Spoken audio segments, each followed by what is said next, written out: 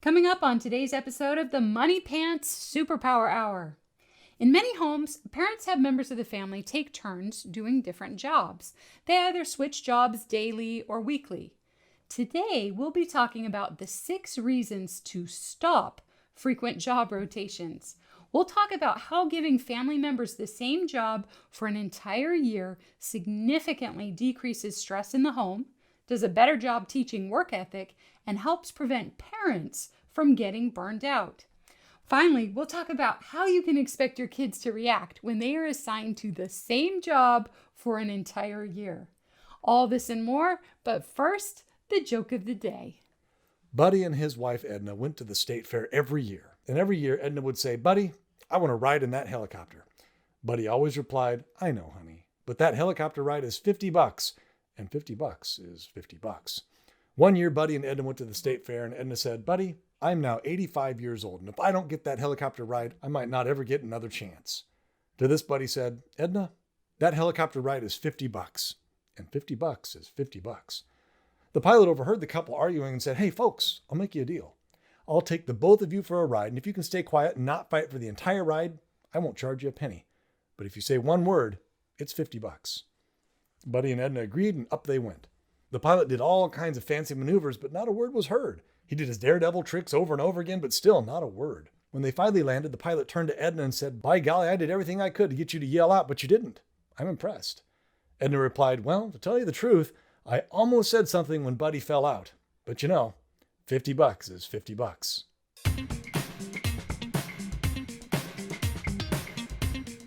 Hello, everybody, and thank you for tuning into another episode of the Money Pants Superpower Hour. We're your hosts, Hannah and Fontaine Judd, and we're the proud parents of 7 sons and 6 daughters, ranging in age from college student to toddler. We're both BYU graduates and the creators of Money Pants. Head on over to CaptainMoneyPants.com to learn more about what we do and what we're all about. We believe every person on this planet has been given at least one superpower to help them accomplish their unique mission in life. But the only way to unlock those superpowers is through work ethic. That's when greatness happens. And that's where Money Pants comes in. Money Pants is the complete tool set for cultivating work ethic in all aspects of a person's life. And today's topic is, well, why you should get rid of the rotating chore chart. And this is really, it's a response to an email one of our customers sent us where they said, "Hey, you know what? Is there a feature or an option in Money Pants to change jobs every day or every week?" And we're like, actually, no. And there's a good reason for that. And this is what we shared with him. And so we thought, you know what, that'd be a great opportunity to talk about this in the podcast, where I thought, because we haven't really addressed it, we just say, hey, we recommend keeping jobs for a year, but we never really say why and kind of the reasonings behind it. I mean, we've touched on it a little bit, I guess, but this was a very specific question of, hey, why don't you do a rotating chore chart? Yeah, well, I grew up with a rotating job chart. My parents had a poster on the fridge and it had a wheel. I think that became kind of a fad in the 70s and 80s, maybe, where moms would have their kids do the rotating chore chart. I think that was a thing, because I definitely remember having a chore chart. When I was 5 years old, that's when my parents started that. They had a poster board and they put a wheel on there that would spin. And every day, we'd go and spin the wheel and see what job we had. And that was. Wait, it was random, or was it just you do one click? No, you get to move it over. I was 5. It was exciting. I woke up early. I get to move the chart over. And it was great, because it kind of gave you the sense that, hey, you need to learn how to contribute in all these different ways. Yeah. And the chart had all the jobs that you had to do in the house. Yeah, we all work together. We all do this. And you got to know all these skills. Yeah. And in theory, that actually makes a lot of sense. Yeah, and it was good, but there's a better way to do it. And basically, the way that we're recommending is, rotate, but rotate at a slower pace. And there's a whole bunch of benefits to slowing down the rotation by 6 months to a year. Well, and so you had an analogy for that. Going back to the whole state fair, helicopter rides and spinning things. I remember as a kid, you went on, and they always had it at the state fair, and I think they had it at Disneyland at one point. They always had those rides you get in, and everybody straps themselves to the wall, and the thing spins around like a big, what's that called? The Gravitron? No, the thing the scientists use to distill things in their smallest components. The anyway, there's a specific term for that, where basically it's just one of those, a big one of those things that spin. Now my mind's going to be stuck on, what's that word? But it was basically just a big room that spun really fast, and it was called, the gravitron or the cyclotron or the thriller or whatever. It didn't matter what the name was. The concept was the same. You strap yourself against the wall and you spin around really fast, and then someone always throws up, and it's always gross, and everybody ends up dizzy and sick. And that's kind of how I look at the rotating. I only went on that ride one time, and that was enough for me. I didn't learn my lesson. I went on it 2 or 3 times before dear. I finally wisened up. And this was as a little kid, Oh, look, I'm sticking to the wall. Yeah. Anyway, yeah, but you're dizzy the whole rest of the time. But that's kind of how I look at the rotating chore chart, where it's very similar. Everyone ends up dizzy, and some people actually get sick, where it just doesn't do what you think it's going to do. It's not fun. So we suggest, you know what? There's some repercussions to it. Let's maybe slow it down a bit. Let's slow down that rotation instead of every day or every week. Let's slow it down to every 6 months, or ideally every year. Yeah, so everybody still gets a turn, but there are some benefits to just slow it down a bit. So we're going to go over those reasons so that you can make up your mind about how you want to approach jobs and in your home. And so we're going to try to convince you today not to get on the Gravitron. So, and as you said, Money Pants purposely does not include options to rotate daily jobs or even weekly or even monthly. It's supposed to be every year, but it could be every 6 months, but that's like maybe when your kids are older and they're able to learn the jobs faster. But let's just go over them. There are 6 benefits that we came up with for 6 benefits to keeping jobs long-term. And they are, number 1, less confusion and stress in the home. Number 2, individuals become specialists at their jobs. Number 3, family members can't blame others. You get rid of the blame game if their jobs aren't done. Number 4, the slower rotation really helps individuals develop work ethic. Number 5, you can make job assignments that match age level. And number 6, you can focus on teaching every member of the family to do one job well. And that's becoming a specialist. We're going to talk about that and the benefits of that. And then we're also, at the end, we're going to talk about some of the progression that the kids are going to go through, which is really good. The overcoming the fear of work. It's actually a progression. Yeah. And we'll kind of go over those steps. Yeah. What happens when you do give them the same job every day, and they're going to have it for the next year? And what you can expect your kids to you can expect them to react. Yes, the reactions and what's going to happen. So you're prepared mentally. So let's go over those. Number 1, there is less confusion and stress in the household. Yeah, right. Really? Yeah.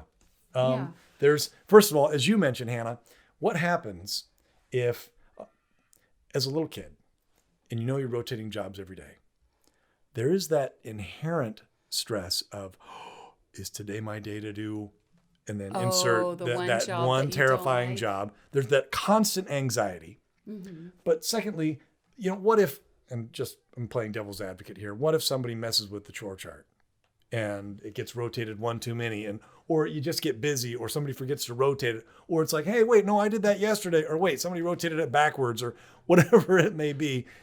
That can cause anxiety and stress as well. But really, the nice thing about not rotating jobs every day is you never have to wonder, what's my job?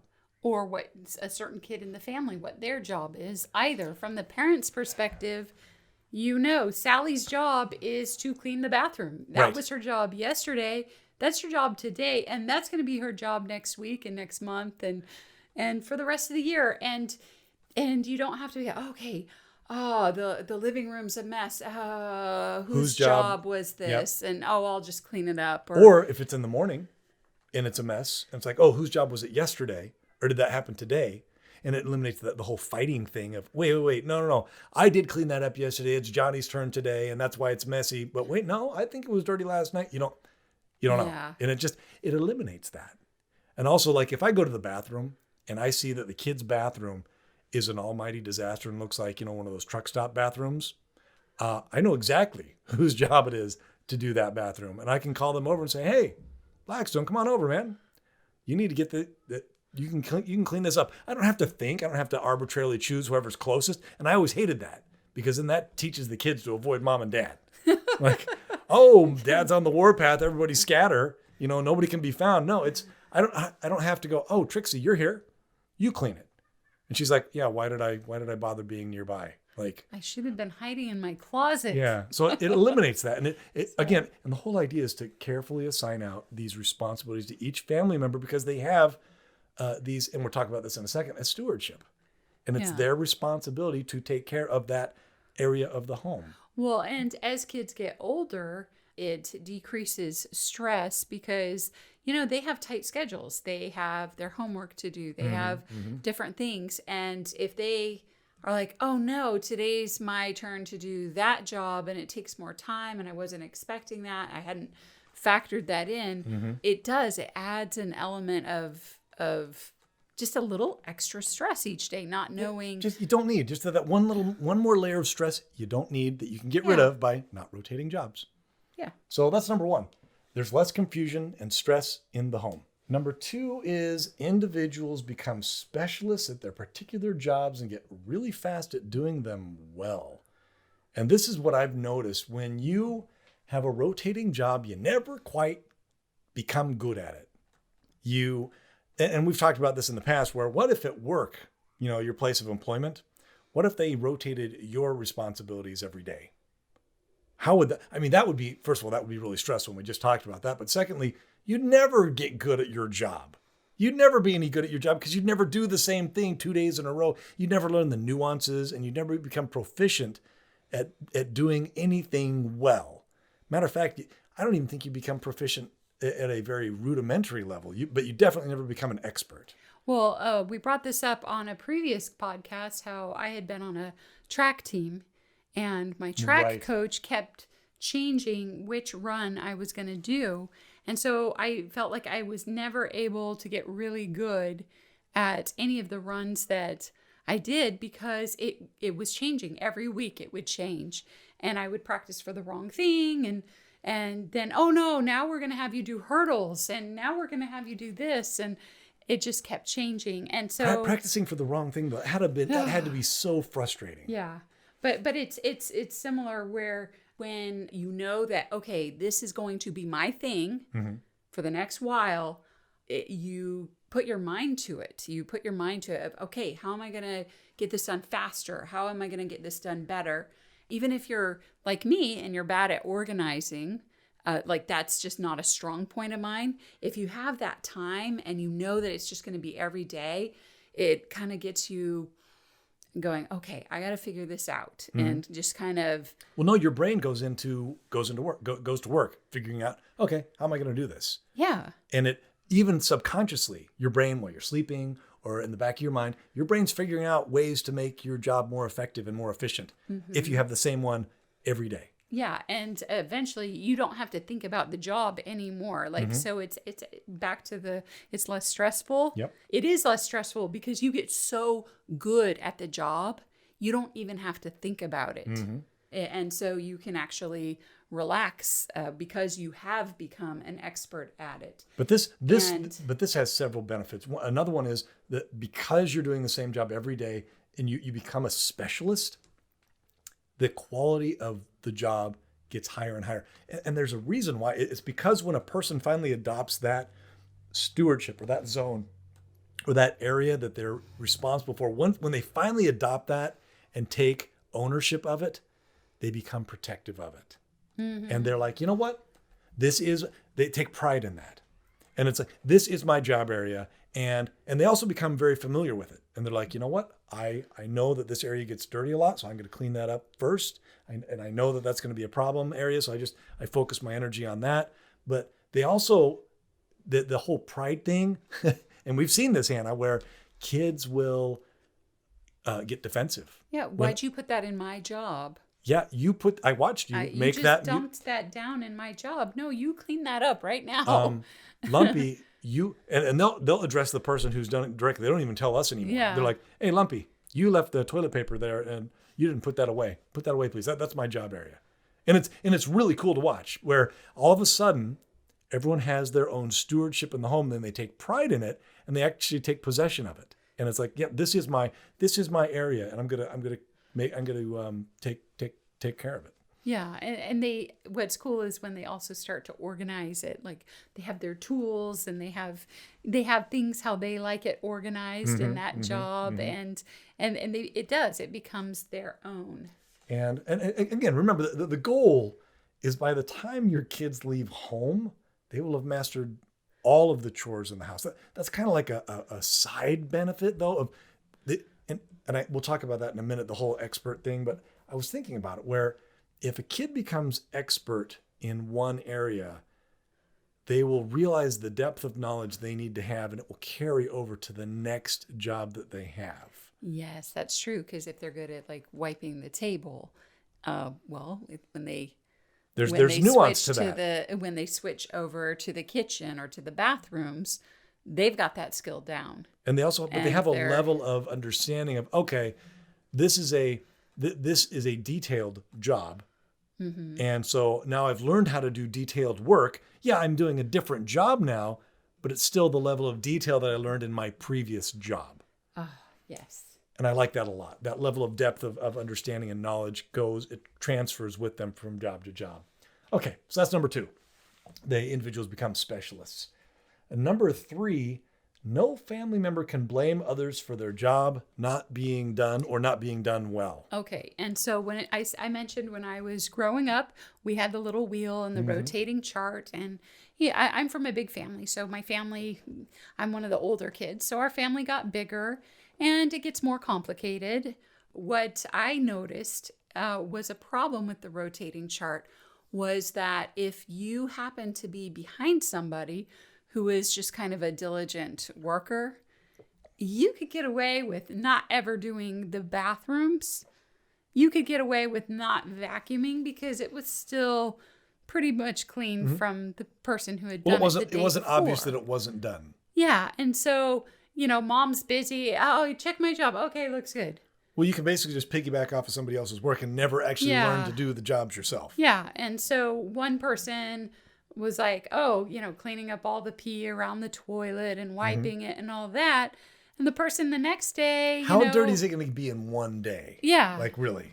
Yeah, and so I noticed that the kids, if they followed somebody who was a more diligent, just more of a perfectionist or just more responsible. And there are kids like that. Yeah. And if you have one of those children, count your lucky stars. But because not all kids are like that. Where they're not trying to get away with things or seeing, stuffing. Yeah.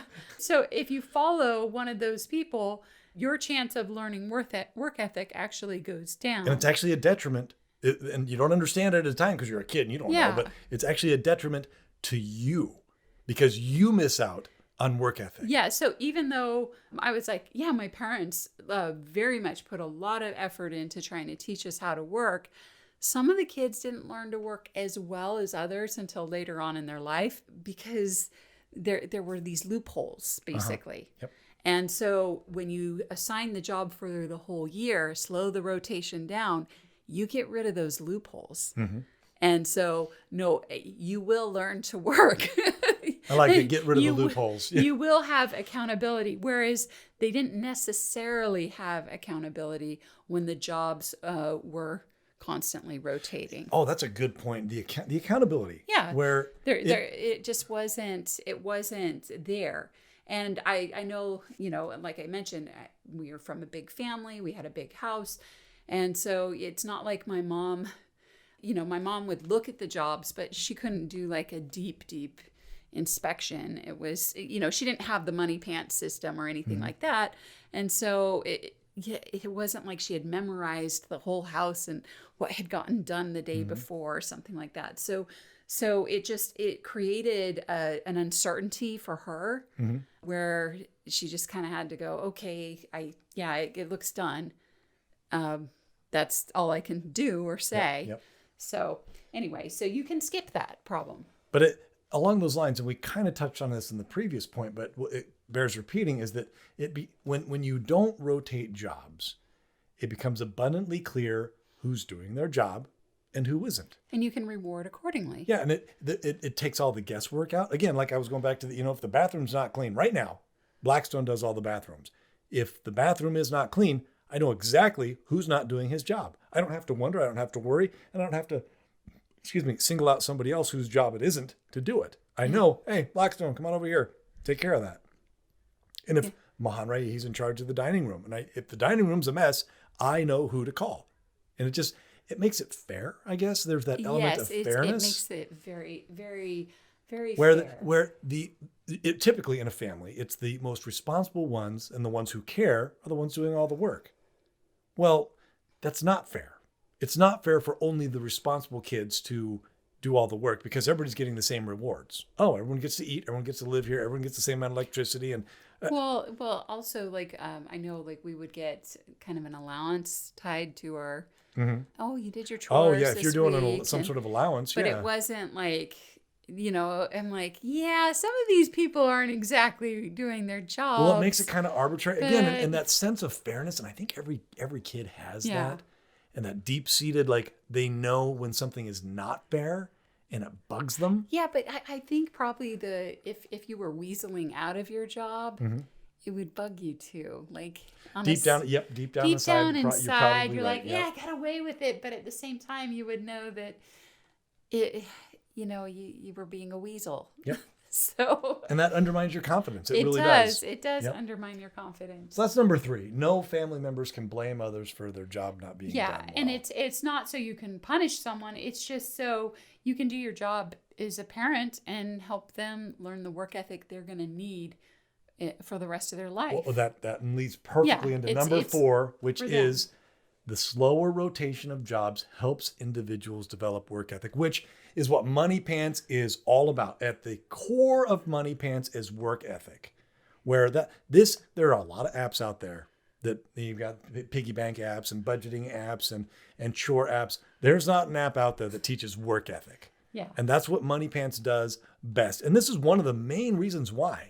Is because, like you said, Hannah, you can't weasel out of jobs, but not only that, it forces you to face that fear of work and to overcome it by being assigned to one job for an extended period of time. Whereas rotating jobs undermines that, and like we said, you can get past that you can avoid learning work ethic if you rotate jobs. But without a rotation of a job, without a job rotation, you are basically guaranteeing that you're going to learn work ethic.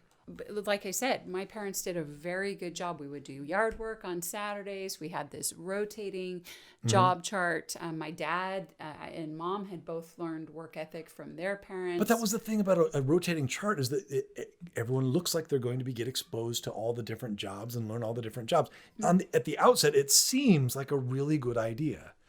Yeah. Well, and I was a hard worker, and I worked hard in school. I worked hard in dance. I worked hard at home, but there were certain things. I didn't clean my room.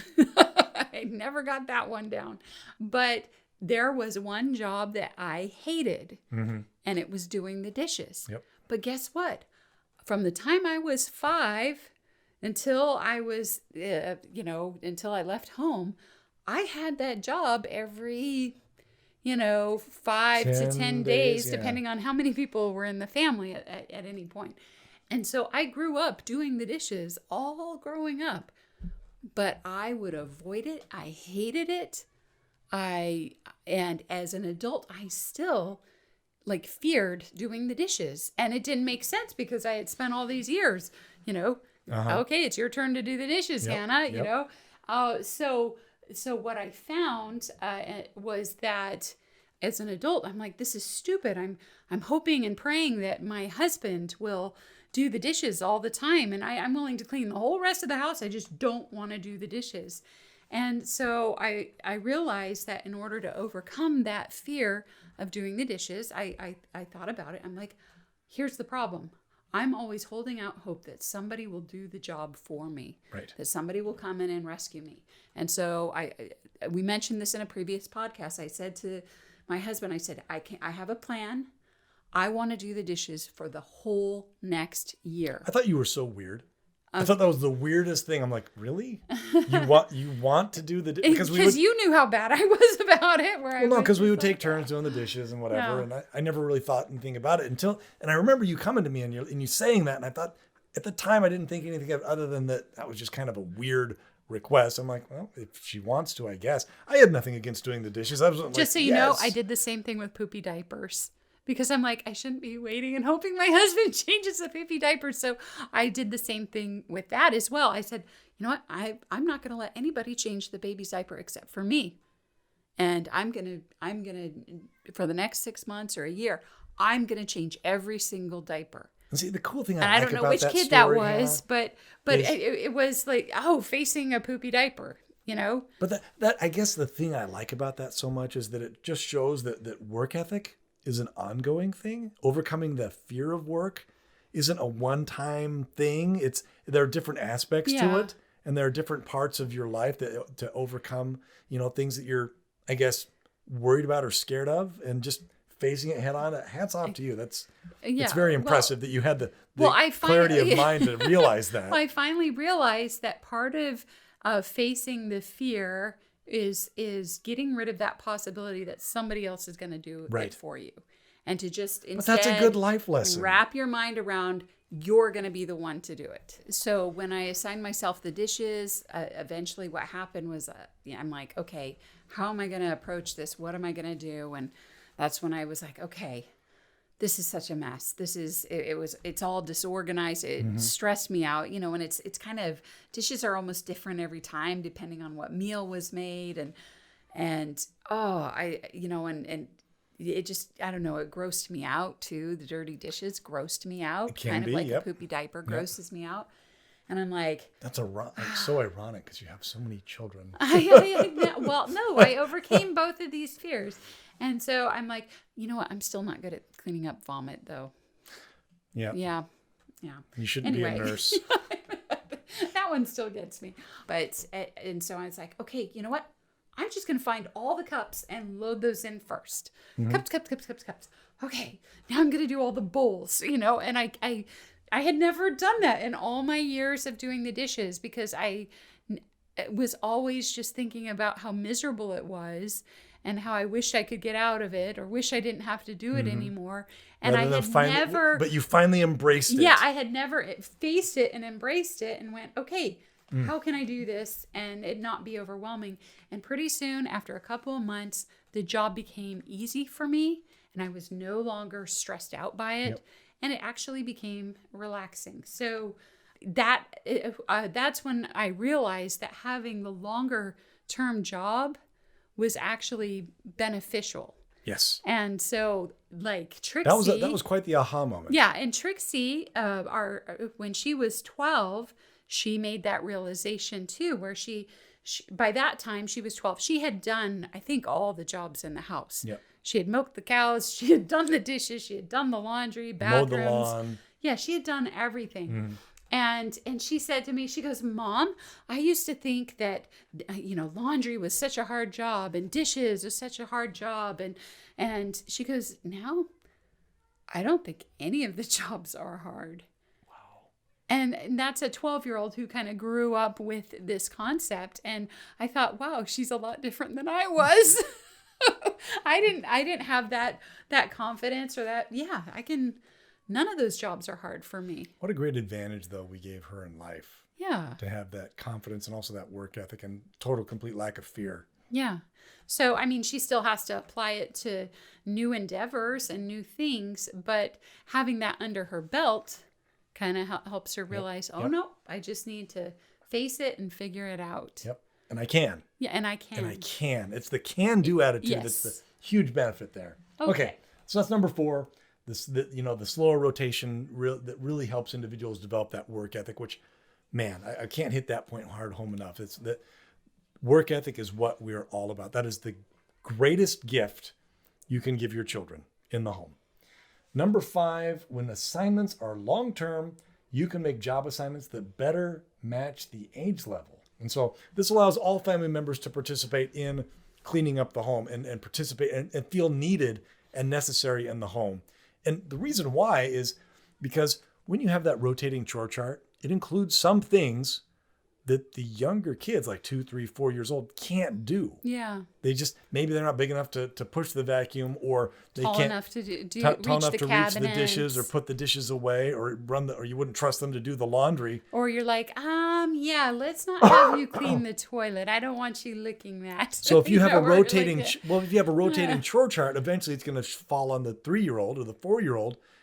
And you're like, yeah, well, they're not going to do dishes. So now who does? Or, yeah, they're not going to do laundry. So who does? So all of a sudden this rotating chore chart doesn't quite work. Or mowing the lawn. Yeah, exactly. Or some of the higher end jobs. The better idea is give everybody a job for a year, and you can give the toddler the pickup job of the living room, and it's theirs for a year. Yeah, actually, for toddlers, you rotate the chart even slower because there's no sense in changing their job for a couple of years. Just keep it there for 2 years. Get them used to cleaning up. Yeah. And the main thing is to get them used to the idea that they have a responsibility and get good at it. And there's no need to... And they learn where everything goes. Yeah. They increase their vocabulary. We've talked about that. But just take it easy on the toddlers. Just keep the same job. So so that's number 5. When assignments are long-term, it allows everybody to participate and feel needed and necessary. And not feel overwhelmed, like, this is so hard to do the dishes. I can't reach anything and whatever. When they're big enough, and then they can have that job. Exactly. When they're ready. So the number 6 reason to stop rotating jobs is, and this is our last reason we came up with, was you can focus on teaching each family member to do one job well. And we kind of led into that with some of the other reasons, but this one I really want to hit home. If the chores rotate frequently, then you need to teach each family member to do multiple jobs well. And it's a constant struggle to always be teaching family members the same jobs over and over and over again. Especially some of the kids are younger, some are older. And it never stops. And it's this overwhelming task of all day, every day, reteaching the same jobs only to a different person.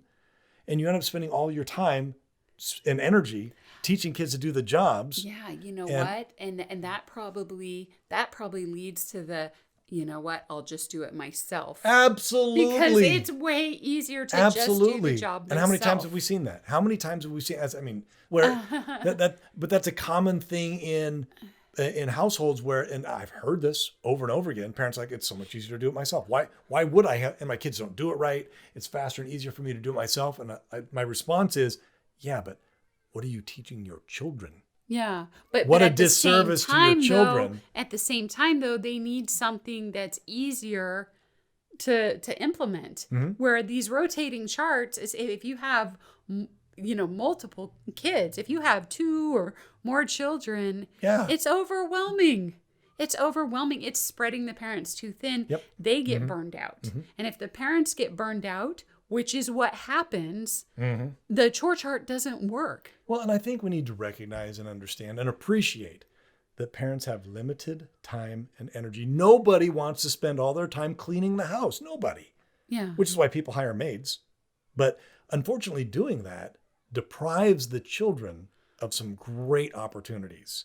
And parents doing it themselves when the kids are gone to school or whatever also deprives the children of some great opportunities. Or remember that one friend of ours where she would regularly stay up till 2 a.m. doing the laundry and cleaning up the house because it was quiet and she could just quietly get it done. Wouldn't there be better use of her time? We talk about... what about her health? What about her sleep? We talk about superpowers, though, and I think a lot of times parents forget, and maybe they abdicate. I'm not sure, but you should, as a parent, you should be developing your superpowers. If anything, it's like the ideal time because now you have that work ethic and now you know what you're good at and you know how to develop those things. Like you're in the prime position to be developing your superpowers, and yet we're relegated to basically the family maid. Yeah. What a mistake. Yeah. Well, and a lot of parents, like you said, they realize I didn't become an adult to become a maid. I didn't become a parent to become a maid. And then, so they just hire people and leave it at that. But then, wait a minute, and maybe you're a hard worker, but your kids miss out. They miss out. They need an opportunity to learn to contribute at home. Yep. But how you approach it and make it more manageable, more efficient is, hey, you're going to teach little Johnny how to do one job. You're going to teach him to clean the bathroom this year. Okay? That's it. That's just it. You'll spend, a day, 2, 3, maybe a week teaching him, and that's it for the year. Yeah. It won't be every day all year long. Yeah, and the rest of it's inspections, just making sure he did it. And if he didn't do it, his job doesn't pass. And those are like little adjustments. But once the plane's in flight, yeah, all you're doing now is just making little adjustments. Where getting that initial takeoff, that was the problem. Is all the parents were basically stuck on the runway, constantly doing takeoff, but never actually getting in the air. Because once you're in the air, that's just little adjustments on the wings, and you're flying, baby. Whereas if you spend so much energy in takeoff, and parents never quite got past that. They don't ever take off. Basically, they're just almost taking off and then landing, almost taking off and then landing over and over and over again, and wasting all the fuel and the time and the energy, and never enjoying the flight. Okay, so like I said, my parents had this chart, and what I noticed is it didn't usually last for more than a month before my mom would get burned out. Yeah. And she's a hardworking woman, and she's a smart lady. She's a good lady. And then we got to get back to it. So then we'd get it back organized again, and then it would go for a month, and it just kept kept repeating because it was too overwhelming. Yep. And she was a stay-at-home mom, and you look at some of some parents, they're juggling multiple jobs. Both parents work. You've got to simplify. Yeah. So this has multiple benefits. It has all the benefits of a rotating chart, but it gets rid of these major drawbacks. Yep. And so you're way more likely to be successful and not get burned out if you just leave it be. You need to get off the centrifuge of life. Oh, there it is, the centrifuge. Oh, it's been a success. Get off the gravitron, and maybe get on. I'm not going to say like the merry-go-round, but it's basically that's what it is. Where you're like, no, gravitron, no, merry-go-round, maybe slow down. We're not saying don't ever rotate jobs ever. We're saying make it at least 6 months before you rotate. Yeah. But ideally a year. And the thing is, and we haven't talked about this, but one of the benefits of rotating jobs so slowly, like if your kids are older, maybe you're not starting until your kids are like 10, 11, 12 years old. Yeah. Well, if you have 10 jobs, and you're only doing rotating once a year, your kids aren't going to get a chance to do all the jobs and learn all the jobs before they leave home. So you may need to speed that up and go every 6 months. Yeah, you need to learn how to cook dinner. You need to learn how to do your own launch. Yeah, you need to know how to mow the lawn safely. You may have to do the faster version, but even so, 6 months, they're older. They can. Well, yeah, in 6 years, if you rotate, every 6 months, that's 12 jobs. That should be more than enough for them to have like that solid understanding and grasp of kind of how the home runs and not have any gaps in their domestic education, as we like to say. And that will give them a lot more confidence when they do leave home. And they won't ruin their laundry when they're in college. Yeah. And so that leads to, I guess, logically, what to expect when you first introduce this concept to your kids that they're going to have the same job for a year. You're going to get weeping and wailing and gnashing of teeth. No, I'm just kidding. No. Okay, there's a process that the kids go through when you assign them a job for a year. Right. There's a very okay. So we need to talk about what to expect when you finally. What's the progression? There's a natural emotional progression kids go through, and adults for that matter, but kids go through when they're assigned a job for a year. And this is it. At first, they will be excited. They will love their job. And I'm getting paid for it. Oh yeah, they're so excited. And we have, we do the bathroom video where my son Caleb is demonstrating how to clean the bathroom, and it's this battle against the germs, and he has on his war paint and his camo uniform. And we've actually had parents where their children would put on war paint the same way and go into battle in the bathroom, and they were really excited about it for all of a week, maybe 2 weeks. But they were, to begin with, they're excited. And this is the time, by the way. that you really want to take advantage of that. When they're excited about the job, that's when you teach them everything you expect, because they're still excited and it's new and it's fun. And that's when you really want to fine tune the expectations you have for the job and what qualifies as done. Because a couple weeks into it, maybe as soon as a week, they will hate their new job. They will beg you for a new one. They will claim they have been given the most difficult job in the whole home. It's not fair. They have the hardest job. And, yes, you can count on this, like seriously. But the thing is, they're right. They are right. They do have the hardest job because they're learning work ethic. And that is very difficult to do. Well, and it's a new job for them. Mm-hmm. And it is. It is a hard job for them.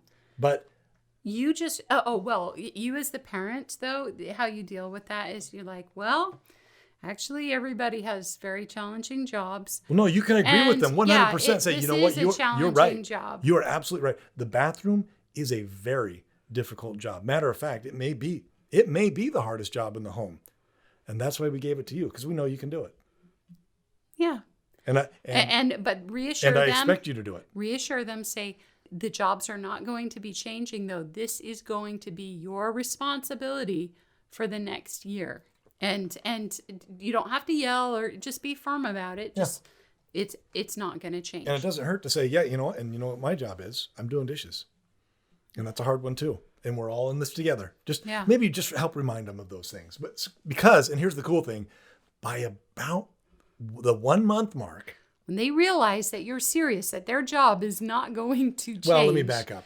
During those weeks, the first week they're excited, and then weeks 2, 3, and 4, they feel really, and they will try. They feel very sorry for themselves. Well, they will try all sorts of different tactics too, like trading with their siblings, or saying they did their job but they didn't, or whining or crying or moping. Any manipulation tactic they can come up with.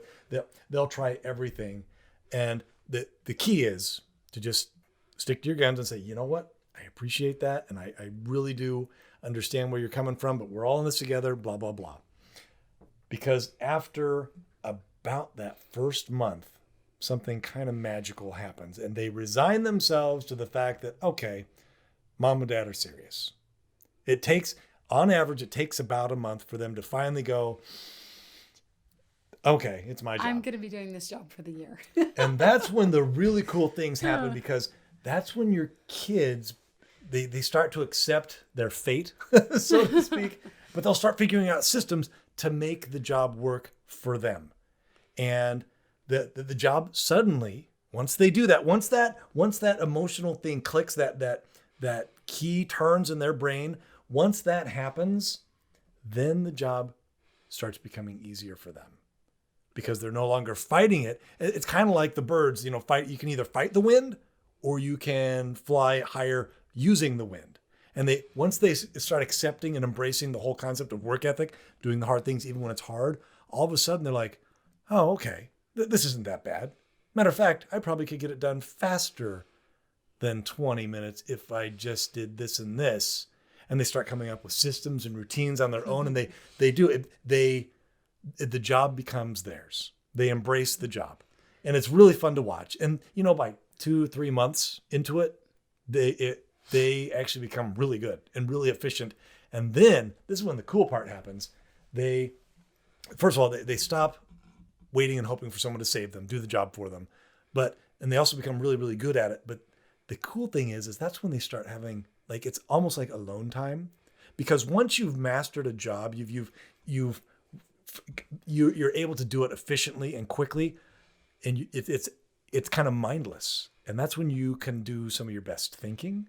That's when you can come up with solutions to problems, and you come up with cool ideas, because your brain doesn't have to focus on the job at hand, because it's, I've wiped this toilet 100 times. I've washed these dishes 1,000 times. I've vacuumed this rug 50 times.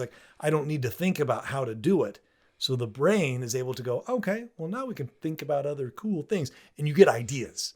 And it's really, really fun. And we've talked about this before, where, the farmer, the Philo Farnsworth. Oh, now I'm blowing it. I can't remember his name, but he was a farmer, and he would plow his fields. And during that time of plowing, he's like, I wonder if you could send this as an electrical signal And that's how television was made. Because he had all this time on his hands, plowing the fields. He was working, but his mind was free. Yep. So And by the end of the year or by the end of 6 months, your kids are pros at their jobs, and oftentimes they learn to really enjoy it. It's a relaxing time for them, and their job is so easy. It becomes kind of their me time, their sanctuary, their safe place, so to speak. Or they enjoy talking during that time, or like we always play fun music during job time because we notice that it keeps the pace of everybody up. Like, it's the end of the day, maybe we're low on energy or whatever, so we turn on some party music and everybody works fast. And, if you go around, you see, Sassy doing the dishes and she's waggling to the music while she does the dishes. Everybody's just kind of having fun during that time, but they're not stressed out by their jobs. They're working fast. But the great thing here is if you can make it past those first 30 days, that's 1 month. There are 12 months out of the year. Right. The remaining 11 months are very easy to keep this going. Yeah. Your program isn't going to stop after a month and you go, okay, I don't have the energy to keep doing this, whatever. Right. If you get the first 30 days, just stick to your guns of, no, this is what we're doing. And I guarantee you, if you just stick to your guns, don't let them trade jobs. Don't. Oh yeah, maybe this is too hard. Don't give, because it's not. It's not too hard. Your Just kids be can do confident. it. They can do it. If you can do it, they can do it. Parents, they can do it. Yeah. I can't clean the toilet. Yes, you can. Yeah, but don't give in. Don't give in to that because it will happen no matter It what will job pay. you give them. It will pay major dividends. And like you said, Hannah, it's 1 month, and it's not even that. The complaining actually goes by after just a few weeks. If you stick to your guns. But if you don't stick to your guns, they'll go, gotcha. Yep, and it'll drag on. It'll drag on forever. And so then when they have the next job that they don't like or there's a problem with, they'll know, oh, this worked last time. Yep. And it'll end up lasting. The complaining will last a lot longer. Because they're like, no, she folded, mom and dad folded last time. So don't do that. Just get it over with. No, this is a job. And so that's the progression. At the very first, they're excited. Then a couple weeks in, they hate it. It's the worst. And they feel very sorry for themselves. The next step is they finally resign the fact, okay, I'll do it. And then it starts to become fun. And then they actually learn to enjoy it. And they become really proficient at it. And they look forward to it. Yeah. And it's kind of exciting. Well, they're not like, yay, it's job time. But we had a mom. What? We had a mom tell us that she actually looked forward to cleaning the bathrooms. Oh. Because it was something that she'd always been scared of and she was never good at it. And she's like, you know what? I look forward to it because I know I can do it and it's my job. And I actually look forward to it. And I laughed at her. I couldn't help it because she said that mom because she's just like me. I felt like I didn't mean to laugh, but it was so funny when she said, I look forward to cleaning the toilet. And I thought that was a really funny phrase. But at the same time, it's true. Where once you embrace that job, it kind of becomes me time. So anyway, so that's it. Those are our 6 reasons to stop rotating jobs. And I'll just recap. Number 1, there's less confusion about and stress in the house about whose job is what. Number 2, individuals, they become specialists at their particular jobs and they get really quick at doing those jobs well. Number 3, no family member can blame anybody else for not doing their job and the job not being done right. Number 4, a slower rotation of jobs really helps everyone develop work ethic. And that really is key. Number 5, it also allows, when the assignments are longer term, it allows the even younger family members to participate in chore time. And number 6, you can focus on teaching each family member to do one job really well. And parents don't get burned out. Yeah.